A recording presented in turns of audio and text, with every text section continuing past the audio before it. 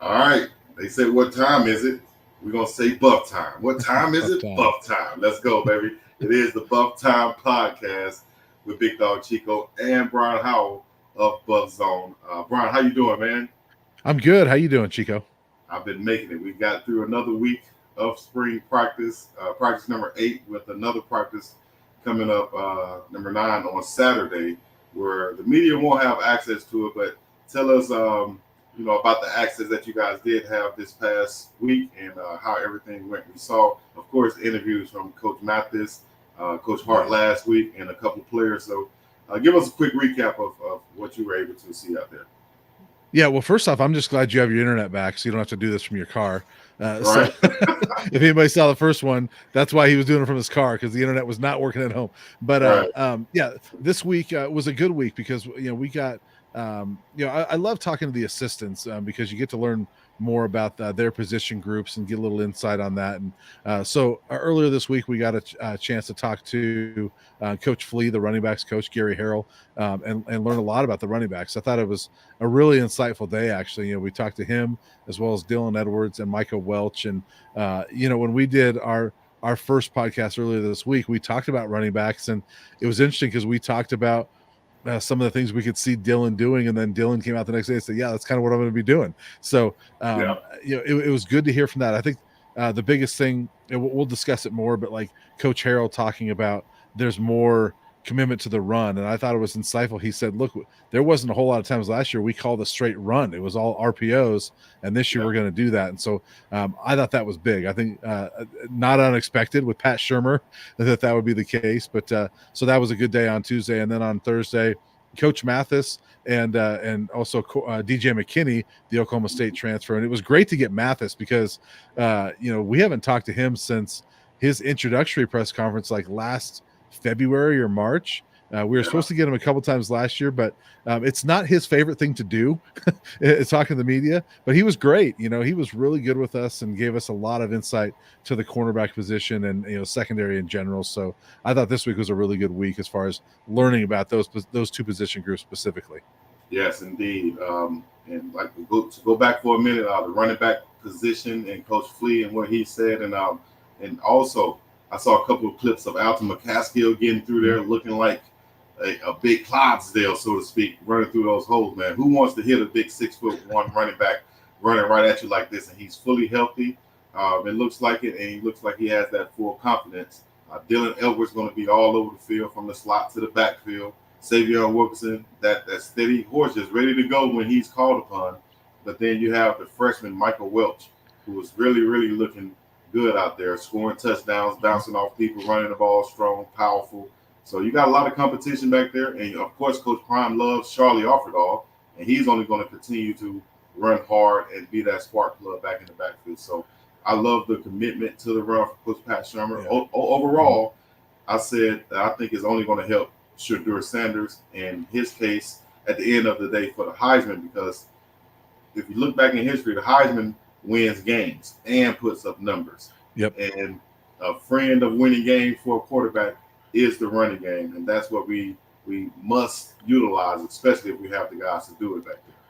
Yeah, you don't often see at any level quarterbacks that put up a lot of numbers but don't have any help with the run game, Yeah. and then win games. That doesn't really happen at football, and so you've got to have that run game, and that was the biggest thing that held this offense back last year was they just didn't have that threat. And I thought Coach Flea's comments were insightful in that he basically said there was never. I'm paraphrasing, but he basically said there wasn't that commitment to the run that there's going to be this year. I love that under Coach Shermer. I think they need that. And, Alton McCaskill, you mentioned him. He's the guy that I think a lot of people, especially nationally, won't think about him because it's now been 2 years since he really played football, and you have to go all the way back to 2022 to remember Alton McCaskill. But almost 1,000-yard back as a true freshman, but really has not played football the last 2 years, and so people are going to forget about him. But man, he's a good running back, and he's got the ability to be that 1,000-yard back.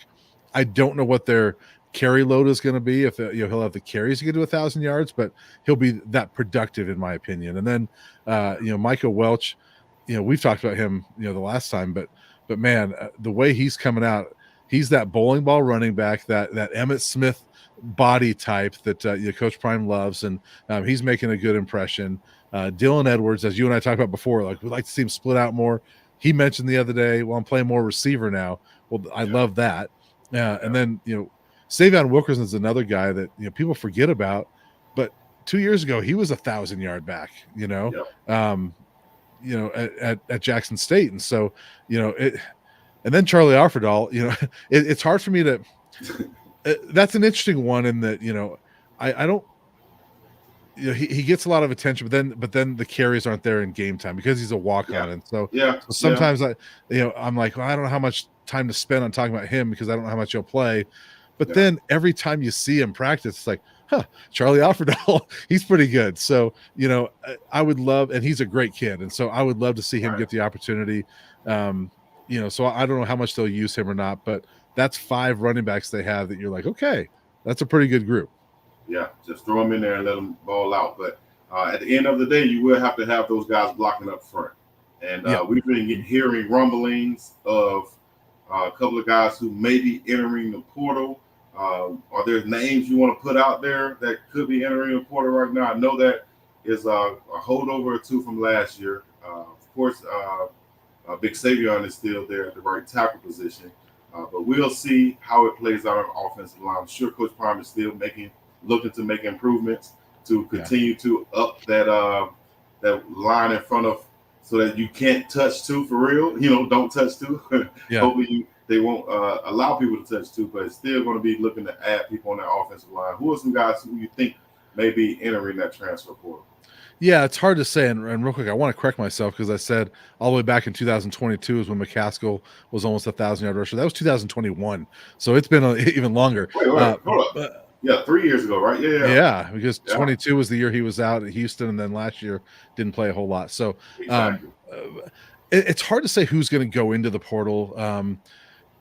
It's going to be interesting to see what those guys are thinking, because there's some guys that just got here in January, and you get here and think, I'm going to be a starter. Well, then if you go through spring and you're not that, I could see some guys moving on, and that's the hard part about the portal era, is it's hard to have quality depth because good players don't want to sit.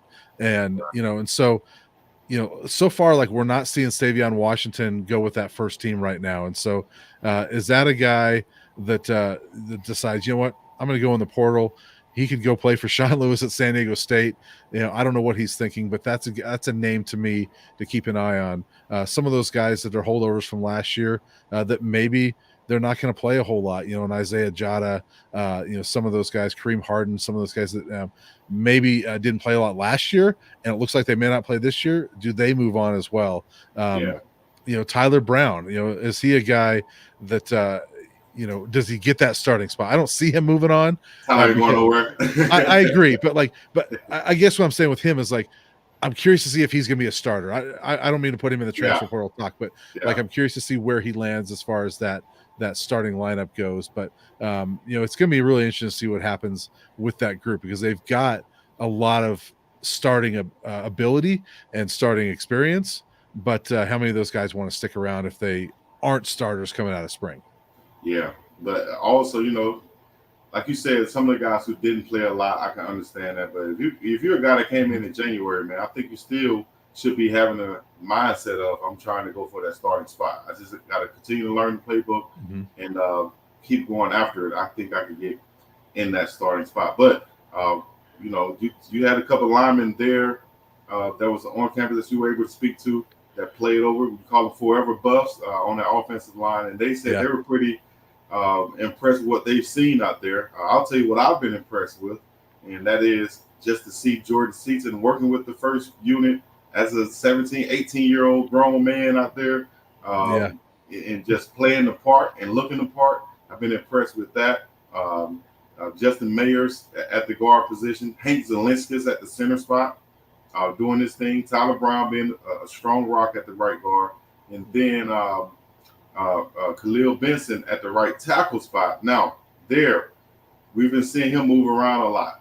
Are they comfortable with him at the right tackle? Are they confident with him at the right tackle to put him there and keep him there? or do they want to keep shifting him around to see where they feel better at, and are they looking to bring in another bookend right tackle or left tackle? We'll see in the future, but what is your take on those guys? Yeah, and you mentioned the linemen. There was three forever Buff linemen that were there. Jeremy Irwin, I talked to. He was the left tackle for the Buffs several years ago, and a pretty good one. I think he was all conference Yeah, second team or honorable mention. And he told me, I didn't even ask about Jordan Seaton, but he said, "Man, he goes, that kid's impressive." He goes, "I didn't really expect a whole lot as a true that him being a true freshman, but seeing him out there live, he goes, that kid is really impressive."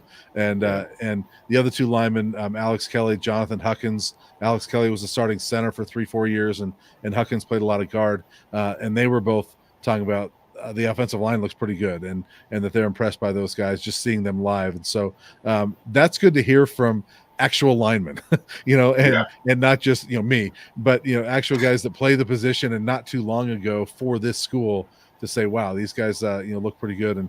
And they're also saying last year it didn't look good, and this year it does. And Dylan Edwards too was asked this week, and he made a point. He said, I'm not going to dog on my guys from last year, because they were my guys too, but he yeah, mentioned that it feels like this group is closer, and he gave them a lot of praise. So just everything you're hearing about the offensive line is that it's an upgrade, and that's what it needs to be. And so we yeah. have to hear that. We need to hear that. And shouts out to Dylan Edwards for having that mindset. Those still my guys. I'm not trying to down them or anything of that nature. So shouts out to Big Deal on that. I will tell you this though, like you said, seeing it and hearing it from an offensive lineman who's played that position and knowing what he's looking at, it's the same way that I've been seeing on the Well Off Media videos and Reach People and Deep Pregame Show with the defensive line now, because Yeah. apparently, and I haven't seen the official news, maybe I missed it, but apparently it looks like Coach Sal isn't there, and that defensive line is being ran by, look like, Coach D. Lewis, Warren Sapp, and on the ends, Coach Vincent Dancy. Now, from what I've been seeing, it looks like it's exactly what they need on a defensive line, for someone to be in their face, but from a standpoint of, I've been there and I've done it. I'm telling you what you need to be looking for. I'm telling you the mindset. I'm telling you what I want to see. I'm not just gonna, I'm going to damn near demonstrate it and show you what I want to see and expect to see it. And those guys, I can tell you from a player point perspective, that when you have an NFLer out there telling you what to do from that perspective, you want to do it and you want to get that reaction. You want to impress them. So I've been really impressed by that defensive line, and I'm super excited to see how much they improve play by play, game by game on the defensive line, just going and having that mindset, knowing that, hey, I'm in there for 3 plays and I'm out. I got Warren Sapp watching me and I'm out. I got D. Lewis watching me and I'm out. What have been your thoughts on the defensive line so far? Yeah, and there has been no official news, but Coach Sal, I know, has been dealing with some health stuff, and so it has been Lewis and Sapp running things there, and those guys are responding. And I know from talking to some of those guys as they came in, some of those new guys coming in over the winter, that just, and Sapp wasn't even there yet, but just the thought of Warren Sapp potentially being there got them excited, and they knew at the very least. Sapp was a friend of Coach Prime and would be showing up sometimes, and that got them excited. And so I think it matters to those guys when you're hearing from a Hall of Famer. And I remember this is not defensive line, but like last year when T.O. Would come visit Boulder, and there was days that we're kind of waiting at the end of practice for press conferences to start, and Javon Antonio's walking up the hill with T.O. and just picking his brain, and other receivers doing that, and that means a lot to those guys when they can talk to players that have done it. And Coach Prime mentions it, but it's real. These guys want to hear it from guys that have played the position and done it, and so I think that those guys are responding to that. The defensive line, from everything we're hearing, they're playing a lot better. Yes, indeed. Shouts out to who I've been looking at: Amari McNeil, Chidozie Nwankwo, Anquan Barnes, Tarion Carter, J.J. Hawkins, Chaz Wallace, all the big guys up there, including the defensive ends too. But I really been focused on the defensive tackle. Shane Coates been in there getting in the mix also. Big Woda. Gosh, I forget the big number 98's name, but they're out there and they're looking good on that defensive line. I'm not sure if they're going to we're going to be adding more there. But I'm from the school of you could never have too many defensive line and ready and willing defensive tackles on your football team at any point. Yeah, and I think Amari McNeil is a guy that I think was underrated from last year. Coming in from Tennessee and didn't really play a lot at Tennessee, but I thought he had a really good year and didn't get a lot of attention for it because just in general the defense wasn't great and the line as a whole was not great. But I thought he had a good year last year. I expect him to be much better. And Shane Cokes, at least as you're watching him in some of these practice films, look like that year of experience. Being up the FBS level is paying off for him. And, I think some people forget that that's a big jump from Ivy League to Power 5. And he was talked about last year, but didn't produce a lot. I expect more out of Shane Cokes this year as well. And so, what? Not to cut you off, but speaking of Shane Cokes, what I think he's going to benefit from also because, he was playing a lot of multiple different positions, maybe out of position a little bit, especially making that jump so fast. I think he's going to benefit from another year in the weight room, learning the defense, getting back in his natural position, and the key thing is having Warren Sapp and D. Lewis in his face. Yep. He respects that. I just feel like those guys are responding to that a little bit more than they might be responding to. And no disrespect to Coach Sal or any other coach, but I just feel like it's just the time and the moment is right for these guys to be coached by the ones who they're being coached by right now. Well, and I also think one other thing that's going to help Shane is that he's got better players and more experience around him. And I think last year there was he was kind of the experienced guy, but he wasn't the experienced at this level. And maybe there was leaning on him too much. But, when you got guys that have already done it at this level and they're around you, that helps you too. So I just think Shane – I think the development of Amari McNeil last year is going to help him. I think Chidozie coming in here, experience is going to help him. And so, BJ Green's not even here yet, but guys like that, are going to help Shane Cokes look a lot better this year and make him. And that's with every player in every sport, right? You look better when you've got better people around you, and right. That whole term "iron sharpens iron." It's true because better players make you look better, and that's just the case. I don't care what sport it is, but I think Shane's going to look better because that line is better. Badass BJ Green is what I'm gonna call him, coming off that end, and he's going to be paired with some guys who I've been impressed with also, and that's Tajay McCoy coming off that end. Using those hands, being quick, fast, and in a hurry. We saw some sparks from him last year, but this year, like in practice, but this year, I think it's going to be his year to come off that end and really make a name for himself. I think the other one will be BJ Green. That's the bookend. Once he gets here or in Colorado in May, I think defensive line is looking like they're going to be up to the test to lead this and really be the catalyst, set the tone for the defense up front. That's where it starts at, that attitude, that defensive line up front, and having that rotation in. Yeah, I agree with you. And one name to not forget is Arden Walker, and he's out right now. Yep. He's not participating this spring because of the thumb. I think it was a thumb injury, and so he's out all spring. But I think he's ready for a breakout year. He's a guy that paid his dues at Missouri. And when I talked to him last year, he said people don't understand that's a hard position to excel at as a young player, and so he kind of paid his dues there. And then last year got a little bit better. I think he's due for a breakout season as well. So I think the competition on the edge is going to be really good this summer when you get a guy like Arden back in there as well. Shouts out to the Colorado native, Arden That's right. Walker. And, there's not a lot of them on this team, but he's one of them. Yeah, and legacy buffs too, because his dad, Big Art Walker, was a great there also. So, and also one more guy I like to mention is Kyrie Mans. I saw they're doing pretty well. Number 41 came over from Maine, the New York native. Shouts out to him. And let me see here. Who am I missing out there I need to mention? Samuel Kunlola from Pitt. Kunlola. Yeah. Samuel Kunlola. A guy that really kind of started to make a name for himself at Pitt last year. I think he's going to be a guy that gets in there. If he can even duplicate what he did last year with a handful of sacks, with some of the other guys getting a handful of sacks, I'm not sure there's going to be a 10-sack guy on this team.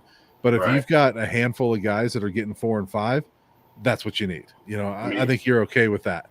Yeah, I mean, we like a 10 sack guy, but Right. just don't think that this defense is is geared around or kind of dependent on that one person to do it. I think it's more of a team thing. And yes, I see in the chat y'all saying Quincy Wiggins also out of LSU. He's Yep. another one that has that potential.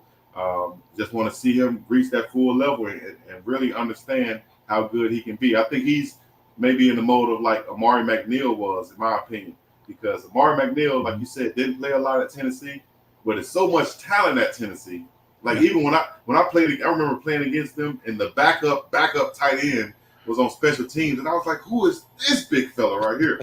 But he never touched the field on offense, But he just looked like a somebody chiseled him out of a piece of stone or something, So you have a lot of guys at schools like that are backups that never get a chance to play, and then they can grad or transfer like Amari McNeil and Quincy Wiggins did. Now they can kind of spread their wings and blossom. And I think Wiggins has that talent and ability.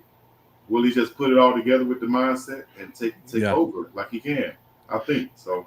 And I kind of look at it to put it in a basketball term. A lot of times coaches will say they'll look at a score sheet, a stat sheet at the end of the game, and say, "Man, I love seeing this. We don't have anybody with 30 points. We got people with 10, 9, 8, 12." And I think that when it comes to sacks, I'd almost rather have 5 or 6 guys that are in that 4 to 6 range in sacks, as opposed to one guy that has 12 and then your next guy has 3. And so I think that that's going to be the benefit to this team. That's what I see out of this team is balance, and where there's not one dominant pass rusher, but you can bring in and rotate guys, and you got 5 or 6 guys that can go get the quarterback. I totally agree. It makes it way more dangerous. Offense can't, key on one person. You never know where they're going to come from. So that will be huge if we can have that production from the defensive line. Also from the linebacker spot, whether they're blitzing or covering. We saw Coach Mathis kind of hit on Trevor Woods, right? Coming down from safety to play linebacker, and his coverage ability along with Marion Cooper on the tight ends and running backs. And that way that can free up possibly the Mike linebacker to do some blitzing and shooting some gaps and making some plays on the other side of the ball, which I'm excited about also, because I felt like we didn't do enough of that last year or even have the opportunity to do it. So this year, still looking like Levante Bentley will be starting there, or at least he's penciled in along with Trevor Woods. But then you got competition back there with Wester, Jeremiah Brown, and B. Gant, and a couple of others. How do you feel like that linebacker room will be shaping out from what you've been hearing and seeing? Yeah, that's an interesting room because I don't think it's gonna be the only spot, but that's the first spot I look at and say they're gonna add there. I think that second starting linebacker, it might be Trevor Woods, but it might be someone that's not in Boulder yet. I think that's a spot that they, I would feel much better. And I love Trevor Woods as a player. I'm still a little skeptical about him as a linebacker because he's a sort of undersized. I love him as a safety, but I still think you need, even if it's those two, I don't know who that third guy is, and I'd like to see someone else come in. Brendan Gant is a talented kid, but he's dealt with some injuries, and so I want to see somebody else come in. So I could see that second guy being someone that's not there yet. And so Levante Bentley, though, I was impressed with the way he responded last year. He started the year, and then oh my gosh, what's the name? The kid that came in from ASU, Juwan Mitchell, Juju. He comes in there, kind of takes the starting spot, and then has his issues, and Levante takes back over. Levante had a great season, the rest of the year, and that defense, was not great, but he put up some numbers, and lots of TFLs. He got some sacks, and so I'm excited about his development. And it was only his first year as a starter, even though he's a 6th-year player now. So I like him, but I do think that that's a spot they're going to hit the portal and find somebody else. Yeah. I think if you can add another thumper back there, yep. I think that'll be good. A good run defense guy, probably around 235 pounder. One of those guys that's a linebacker once he walks off the bus. Okay, that's a big head linebacker, right? Big head, big shoulders. And I do think I will say I think Trevor Woods brings a lot of value too, and I think that there's that Yeah. unique skill set he has, and so I don't necessarily think it's gonna be someone that it's instead of Trevor, but I think that I like having some more rotation in there. I don't know how deep that group is right now, just because we haven't seen some of those guys, but Trevor's going to get in there. I love Trevor.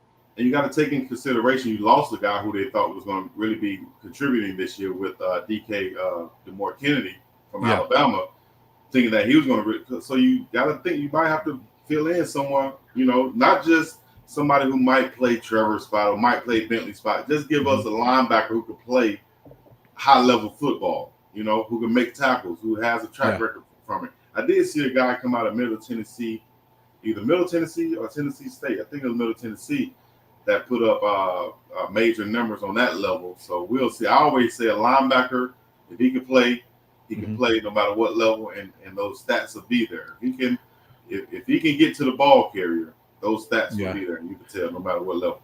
And don't forget too that they thought they had DJ Lundy coming as well, and and then he changed his mind, and so they kind of thought they had that solidified. I know this is a long shot, but I always say this. What if DJ prematurely put his name in there, or prematurely committed, but he's like, oh damn, now this is just a guess now. He's like, oh damn, I do have to finish school by May, and then I can go in the transfer portal.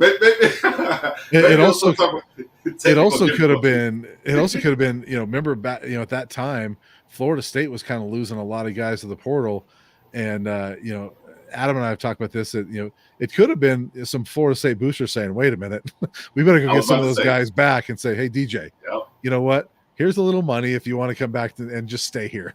And DJ says, yeah, I think Florida State sounds good. I'll think about it. I think it sounds a lot better now than. And it's all speculation, but something happened to where he changed his mind fairly quickly, and so that was a guy I was excited about him for about 3 days when he was committed. But so they thought they had that solidified, but that's why I think they're still going to get somebody else. And remember, they got DJ when they still thought Des Moines was going to be there, and so.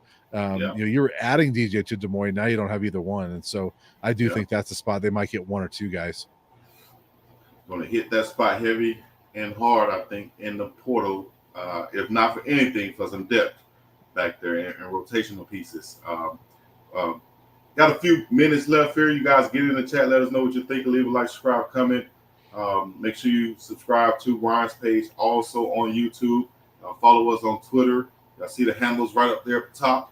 This new podcast that we do have called BuffTime. Y'all make sure y'all hashtag BuffTime when you're sharing this. As we're going to go to, let's go to our last positions of the day, which would be the DBs that we could talk about. Shout out to the specs. We'll get to y'all next time on the next show in the other spots. Wide receiver also. But with the DBs, we saw Coach Kevin Mathis come on with his press run. We also saw DJ McKinney, who looks like he might be, cornerback number one in this scheme. Or technically maybe two, with Travis still being one over the slots because of how you broke it down. But talk about what you heard Coach Mathis say. And real quick, I will say this, though. He did say, like you said earlier, but Coach Mathis said exactly what I was saying about Travis covering the slot and seeing him in that slot, which is most teams now have their number one receiver as the slot guy, not the outside guy. So if we can be comfortable with those guys outside and Travis on the slot, which is the spot that we were really getting killed on last year on the slot, on the crossing and the slant routes.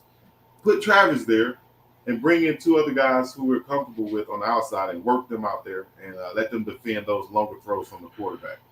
Yeah. How many times did we watch CU last year and say, do they know how to cover a crossing route?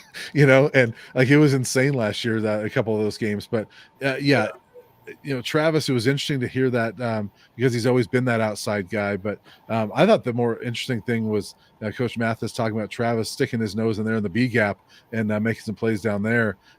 It sort of reminded me, as he's talking like that, I'm thinking Chido Awuzie, who's where did he sign? Is he still with the Bengals? I can't remember where he signed. I think he just signed with somebody else. Probably.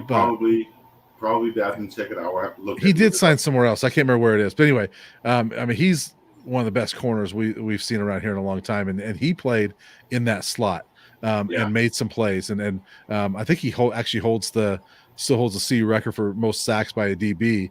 So he made a lot of plays there. So I'm curious to see what Travis does. But I think you can only do that because you've got guys like DJ McKinney and Preston Hodge that are stepping up. And, Cormani's just getting back into the mix. We're not sure what to expect out of Cormani, but the fact you got DJ McKinney, who looks really good, and Preston Hodge there, kind of gives you that luxury of moving Travis around a little bit. And if you've got all three of those guys on the field, and Preston Hodge played for an undefeated Liberty team last year, so we can't forget that. He was a starter on that team. DJ McKinney was not a quote starter, but played starter type plays. Really good young player, and so I love this secondary group. Me too. I love how interchangeable they are. That's going to bring that versatility for this defense, and the more creative that I think Coach Rob Livingston can be, is going to make us a lot more dangerous back there in the backfield, and hopefully create those turnovers the same way he was able to do with the Bengals and those safeties. And a couple of them that he coached ended up going to the Pro Bowl because of those things. So if we can have Shiloh with a Pro Bowl type year in college football, and whoever else end up being that safety back there next to him, if they can have those Pro Bowl type years, that'd be huge. Matter of fact, who do you think that safety will be next to Shiloh Sanders back there? Yeah, I would guess, especially with Trevor being up, I think it's probably Cam, and Craig, I would guess. Those are the two guys I would pencil in as the starters right now. And, Cam, wasn't a starter at the start of the year last year. Miles Slusher was that guy. And then Slusher gets hurt at the end of that TCU game. And Cam comes in and sort of, Wally pipped him, Slusher got hurt. And Cam gets in there and didn't really give up that spot. I mean, he played really well and made some big plays for the Buffs. And so he's just a gamer. He's sort of an undersized safety, not the prototype size, but he just makes plays. And so I like him back there. And I think those are going to be the two guys back there. I've seen guys like that before have long careers. Bob Sanders, Earl Thomas, Troy Polamalu, and probably a couple of others that I'm forgetting back there. So shouts out to Cam, and Craig. Hopefully he can have another big year this year and, elevate on to the next level. I want to see him on the next level. Yeah. And a guy we've talked about before, Jaden Milner-Jones is going to be in there too. He's injured right now, but he'll be fine by the fall. There's safety depth. They lost Slusher this week. He went into the portal. Yeah. And you hate to see a good player leave, but that's one spot. That's one of the few spots on this team that I'd say, okay, you can lose a safety because you got plenty of guys there, even though he's a good player. So I feel good about that safety spot, even without Slush. Yeah, me too. And with Slush gone, Herman Smith III coming in, playing well, looking good. And a couple of other, we got a big fella as far as additions go. Just talking about guys that were lost. We got an addition coming over from my neck of the woods, like I like to say, where I played out in Austria with the big fella, Yaya Atia, a.k.a. the Bulldozer, 6'4", 330, coming over from London by way of Egypt. Austria to the NFL Academy. I saw you made an article saying another developmental piece for the offensive line for Colorado. I actually, that's a great statement, I feel like, because it is a developmental piece coming from overseas to learn the game. Any more you want to add about Big Yaya? Yeah, and just a guy that, that's what I was told, when they added him. It's like, hey, we love the developmental piece here. And, 6'4", 330 pounds. Yeah, take that. Yeah, this is a guy that, has probably, I'm sure he, obviously he's worked out, but has not been in a college strength and conditioning program. And so you get him, Maurice Sims say, hey, see what you can do with this guy, with that 6'4", 330 frame. He's going to develop that. And that's a guy that I don't think we'll see this year, but, down the road and maybe by the end of the year, if you have some injuries, like maybe that kid's ready to go. But you take a chance on 6'4", 330, and see what you can do with it. Definitely. And I can tell you from my experience playing over there, he played with the Austrian national team, which is the team that they put together from all of the Austrian football players there that are Austrian born. They get to play on that national team, and those are the better players there. When I went out there, of course, I went with the attitude of I'm the big bad American football player. They don't play football here. And then you get out there, you realize, damn, they have big 6'4", 340 guys also who can play. They just don't have the total knowledge of the game. Well, Yeah. if you rewind, when we had Big George Hageman on here, who ended up playing with the Dallas Cowboys, he made a statement saying that he didn't start playing football until his 11th grade year. Yeah. So what is that? 17 years old, so to speak, or whatever. Right. You know. Mm-hmm. So I feel like these guys coming from overseas, maybe in the same position like a George Hageman. A lot of them have the size and skill. They just need a little bit of development, and once they get that, you know, who knows where they can go. Shouts out to the big left tackle for the Eagles. I think Jordan, I don't want to mess his last name up, but I think it's Maralaga. He came over from Australia or New Zealand playing, you know, rugby football, basically. Mm-hmm. Big fella, athletic, smart enough to understand, just need to learn the game, and now he's a Pro Bowler. So yeah, you know, and he's a guy, you know, I love the pickup. You know, I think that it is everybody wants to see the 5 stars and the 4 stars, things like that, but there are times you gotta, you know, look for a diamond in the rough, and sometimes you hit with those guys. And you know, he's a guy that, again, you take that size, he's only played a year and a half of football, and so yeah, you love the potential on the upside. exactly. So I love the potential and the upside of our premium primetime Buff Talk right here on the BuffTime podcast with Brian and Chico. This is us coming together once again, long time Buff coverage with Brian, and long time Prime coverage with me, and we're bringing it together right here. I love it. To discuss it. So you want to leave everybody with some, Brian, before we go? Let them know where to find you at, how they can find you.